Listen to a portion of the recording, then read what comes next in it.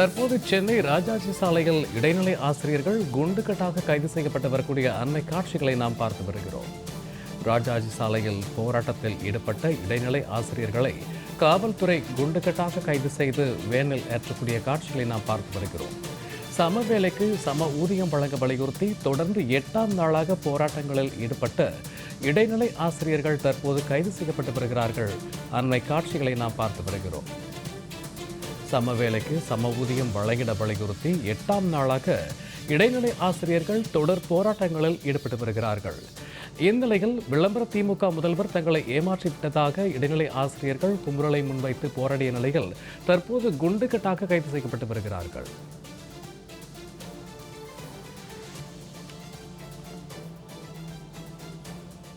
இது குறித்து நேரலையில் கள தகவல்களோடு இணைகிறார் எமது செய்தியாளர் ராம்குமார். வணக்கம் ராம்குமார். தற்போது இடைநிலை ஆசிரியர்களுடைய போராட்டம் குறித்தும் மற்றும் காவல்துறையுடைய அத்துமீறல் குறித்தான கூடுதல் விவரங்கள்.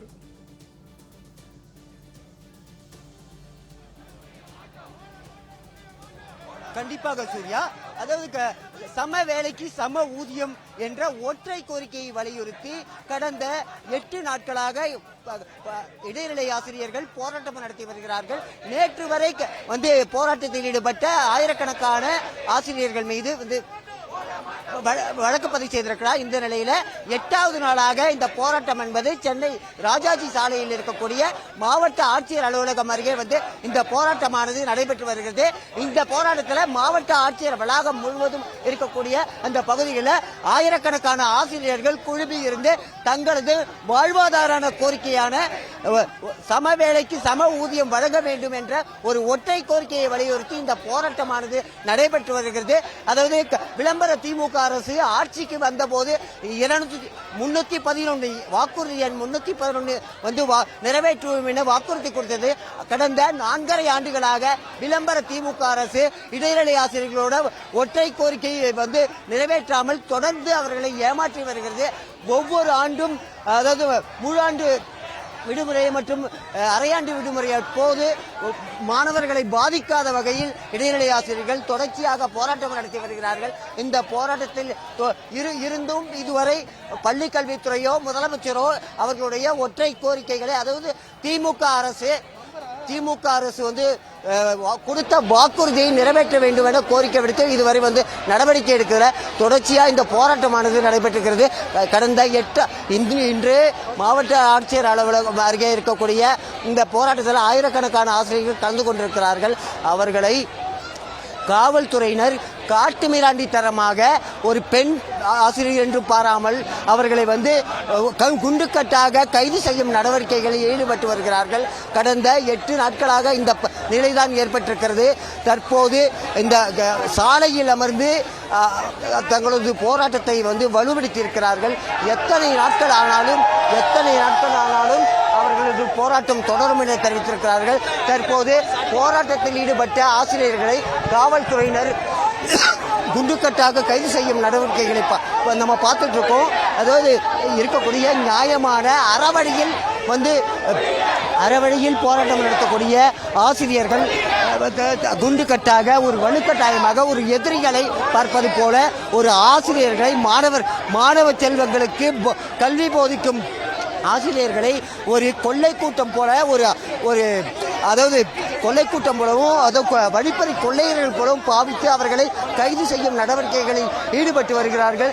ஏற்கனவே 100க்கும் மேற்பட்டோர் கைது செய்யப்பட்ட நிலையில் தற்போது சாலையில் அமர்ந்து நியாயமான கோரிக்கைகளை வலியுறுத்தி இந்த போராட்டமானது நடைபெற்று வருகிறது.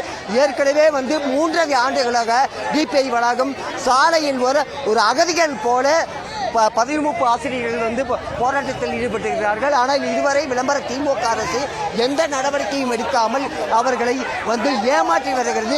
கொடுத்த வாக்குறுதியான தேர்தல் வாக்குறுதி 311 அதாவது நிறைவேற்ற வேண்டும் என வலியுறுத்தி தங்களது நியாயமான கோரிக்கைகளை வலியுறுத்தி இந்த போராட்டமானது நடைபெற்றது. ஆசிரியர் குடும்பத்தினர் தங்களது குழந்தை குட்டிகளுடன் இந்த போராட்டத்தில் ஈடுபட்டு வராங்க. ஆனால் இந்த தமிழக விளம்பர திமுக ஆட்சியில் அறவழியில் கூட போராட்டம் நடத்தக்கூடாது என்ற வகையில் காவல்துறையினரை ஏவி அவர்களை கைது செய்யும் நடவடிக்கைகளில் ஈடுபட்டிருக்காங்க.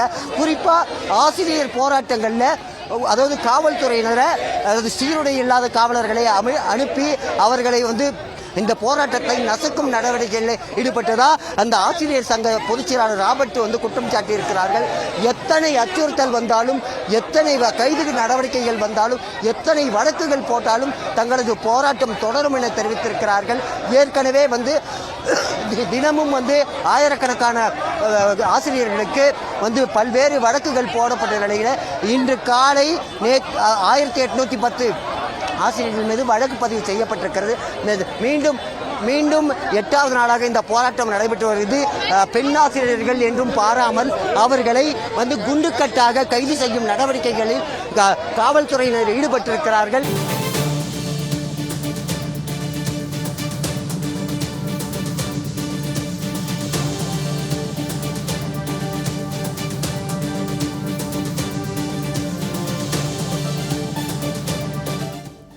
சமவேளைக்கு சம ஊதியம் கேட்டு போராடி வரக்கூடிய இடைநிலை ஆசிரியர்கள் தற்போது காவல்துறையால் கைது செய்யப்பட்டு வேனில் ஏற்றப்படக்கூடிய காட்சிகளை நாம் பார்த்து வருகிறோம். ராஜாஜி சாலையில் அறவழியில் போராட்டங்களில் ஈடுபட்ட இடைநிலை ஆசிரியர்கள் தற்போது காவல்துறையால் கைது செய்யப்பட்டு வருகிறார்கள். சமவேளைக்கு சம ஊதியம் வழங்க வலியுறுத்தி தொடர்ந்து 8ஆம் நாளாக போராட்டத்தை முன்னெடுத்த இடைநிலை ஆசிரியர்கள் தற்போது காவல்துறையால் கைது செய்யப்பட்டு வரக்கூடிய அண்மை காட்சிகளை நாம் பார்த்து வருகிறோம். விளம்பர திமுக முதலமைச்சர் தங்களை ஏமாற்றி விட்டதாக இடைநிலை ஆசிரியர்கள் தங்கள் மனக்குமுறலையும் பதிவு செய்திருக்கிறார்கள். இடைநிலை ஆசிரியர்களை தொடர்ந்து ஏமாற்றும் விளம்பர அரசை கண்டித்து சமவேளைக்கு சம ஊதியம் வழங்க வலியுறுத்தி இடைநிலை ஆசிரியர்கள் தங்களுடைய போராட்டங்களை தொடர்ந்து 8ஆம் நாளாக முன்னெடுத்து வருகிறார்கள். இந்நிலையில் தற்போது ராஜாஜி சாலையில் அறவழியில் போராடி வரக்கூடிய இடைநிலை ஆசிரியர்கள் தற்போது காவல்துறையால் கைது செய்யப்பட்டு வரக்கூடிய அண்மை காட்சிகளை நாம் பார்த்து வருகிறோம். ராஜாஜி சாலையில் போராட்டத்தில் ஈடுபட்டு வரக்கூடிய இடைநிலை ஆசிரியர்கள் தற்போது காவல்துறையால் கைது செய்யப்பட்டு வேனில் ஏற்றப்படக்கூடிய காட்சிகளை நாம் பார்த்து கொண்டிருக்கிறோம். தொடர்ந்து 8ஆம் நாளாக தங்களுடைய போராட்டங்களை முன்னெடுத்திருக்கிறார்கள் இடைநிலை ஆசிரியர்கள். மீண்டும் கள தகவல்களோடு நம்மோடு இணைகிறார் நமது சிறப்பு செய்தியாளர் ராம்குமார். வணக்கம் ராம்குமார். ஒரு தகவலை நீங்கள் பதிவு செய்தீங்க. திரு ராபர்ட் அவர்கள் ஒரு குற்றச்சாட்டை முன்வைக்கிறாங்க. அதாவது சீருடை அணியாத காவலர்கள் ஆசிரியர்களைப் போலவே களத்தில் நின்று இந்த போராட்டத்தை ஒடுக்க நினைக்கிறார்கள் என்று. இது பற்றின கூடுதல் விவரங்கள் ராம்குமார். ஊதியம் 5300 ரூபாய் தற்போது ஆர்ப்பாட்டத்தில் ஈடுபட்டிருக்கக்கூடிய ஆசிரியர்களுக்கு வழங்கப்படுகிறது. 2009க்கு முன்பு பணி நியமனம் செய்யப்பட்டு அவர்களுக்கு 8300 ரூபாய் வழங்கப்படுகிறது. கிட்டத்தட்ட 3000 ரூபாய் தங்களுக்குள் ஊதிய முரண்பாடு இருக்கிறது என கடந்த பல ஆண்டுகளாக போராட்டம் நடத்தி வந்த நிலையில கடந்த 2021ஆம் ஆண்டு சட்டமன்ற தேர்தலுக்கு முன்பு விளம்பர திமுக அரசு போராட்டத்தில் ஈடுபட்ட இடைநிலை ஆசிரியர்களை சந்தித்து உங்களுடைய கோரிக்கை நிறைவேறும், எங்களது தேர்தல் வாக்குறுதி எண்ணை கொடுத்துவிட்டு அவர்களை பணி அமர்த்த சமாதானம் செய்து வாக்குகளை வாங்கினார்கள். ஆனால் கடந்த 4.5 ஆண்டுகளாக இந்த விளம்பர திமுக அரசு ஆட்சி பொறுப்பேற்று தற்போது முடிவெறும் தருவாயில கூட அவர்களுடைய நியாயமான கோரிக்கைகள் என்பது தற்போது வரை நிறைவேற்றவில்லை. இதன் காரணமாக ஒவ்வொரு ஆசிரியருக்கும் கடந்த 10 ஆண்டுகளாக கிட்டத்தட்ட 25 லட்சம் ரூபாய் இழப்பு ஏற்பட்டிருக்கிறது. தமிழகம் முழுவதும் இருக்கக்கூடிய சுமார் 5000க்கும் மேற்பட்ட இடைநிலை ஆசிரியர்கள் உள்ளிட்டோருக்கு இந்த ஊதிய முரண்பாடால பாதிக்கப்பட்டிருக்கிறார்கள். நியாயமான கோரிக்கைகள், அதாவது ஏற்கனவே இருக்கக்கூடிய இடைநிலை ஆசிரியர்களுக்கு இணையான ஊதியம் வழங்க வேண்டும் என வலியுறுத்தி தான் தற்போது சம வேலைக்கு சம ஊதியம் என்ற அடிப்படையில கடந்த 8 நாட்களாக இந்த போராட்டமானது நடைபெற்று வருகிறது. விளம்பர திமுக அரசு ஆட்சி பொறுப்பேற்றது முதல் தற்போது வரை இந்த போராட்டமானது ஒவ்வொரு ஆண்டும் ஒவ்வொரு விடுமுறை என்றும் மாணவர்களை பாதிக்காத வகையில் இடைநிலை ஆசிரியர்கள் தொடர்ச்சியாக போராட்டம் நடத்தி வந்தாலும் இந்த விளம்பர திமுக அரசு அவர்களை அழைத்து பேசவில்லை. குறிப்பாக கடந்த காலங்களில் நடைபெற்ற அந்த ஆர்ப்பாட்டத்தில் இது ஒரு நபர் குழு அமைக்கப்படும் என அறிவித்தார்கள். அந்த குழு அமைக்கப்பட்டதோடு சரி, இதுவரை அந்த குழு இதற்கான இந்த ஊதிய முரண்பாடு குறித்து எதுவரை பேசவில்லை. தற்போது மீண்டும் அரையாண்டுக்கு முடிவடைந்த நிலையில அந்த விடுமுறையை முன்னிட்டு இந்த 8 நாட்களாக இந்த போராட்டமானது நடைபெற்று வருகிறது. இதுவரை எந்த நடவடிக்கையும் இருக்கவில்லை. குறிப்பாக இந்த 8 நாட்களாக ஒவ்வொரு நாளும் போராட்டம் நடத்தக்கூடிய அறவழியில் போராட்டம் நடத்தக்கூடிய ஆசிரியர்கள் மீது பல்வேறு வழக்குகள் பதிவு செய்யப்பட்டிருக்கிறது. இருக்கக்கூடிய பெண் ஆசிரியர்கள் ஆண் ஆசிரியர்கள் என்றும் பாராமல் ஒவ்வொரு முறையும் 1000க்கும் மேற்பட்ட ஆசிரியர்கள் மீது வழக்கு பதிவு செய்யப்பட்டதோடு சரி, இந்த விளம்பர திமுக அரசு அவர்களுக்கான நியாயமான வாழ்வாதார கோரிக்கையான எந்த கோரிக்கையும் இதுவரை நிறைவேற்றவில்லை. ஒரே ஒரு ஒற்றை கோரிக்கையை வலியுறுத்திதான் இந்த போராட்டம் வீரியமிக்க போராட்டமாக நடைபெற்று வருகிறது. இந்த மாவட்ட ஆட்சியர் வளாகம் முழுவதும் அந்த பகுதியில ஆயிரக்கணக்கான இடைநிலை ஆசிரியர்கள் தொடர்ச்சியாக போராட்டம் நடத்தி வருகிறார்கள். ஆனால் அவர்களை விளம்பர திமுக அரசின் காவல்துறை தொடர்ச்சியாக கைது செய்யும் நடவடிக்கைகள் ஈடுபட்டு வருகிறது. குறிப்பாக பெண் என்றும் பாராமல் அவர்களை ஈவிரக்கமின்றி அவர்களை கைது செய்யும் நடவடிக்கைகள் ஈடுபட்டு வருகிறது. இந்த காட்சியை தான் நம்ம பார்த்துக்கிட்டு இருக்கோம்.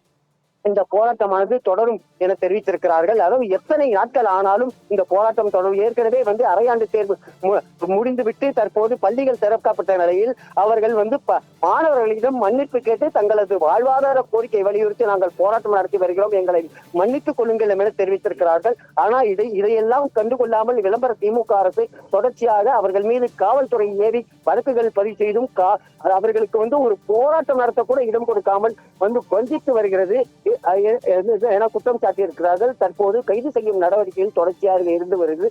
இருந்தாலும் தங்களது வாழ்வாதார கோரிக்கை நிறைவேற்றும் வரை தங்களது போராட்டம் தொடரும் என தெரிவித்திருக்கிறார்கள். பொங்கல் அதாவது இன்று 2ஆம் நாள், இன்று பள்ளிகள் திறக்கப்பட்டிருக்கிறது. எத்தனை நாட்கள் பள்ளிகள் திறந்தாலும் தங்களது கோரிக்கை நிறைவேறும் வரை இந்த போராட்டம் தொடரும் என தெரிவித்திருக்கிறார்கள். சூர்யா,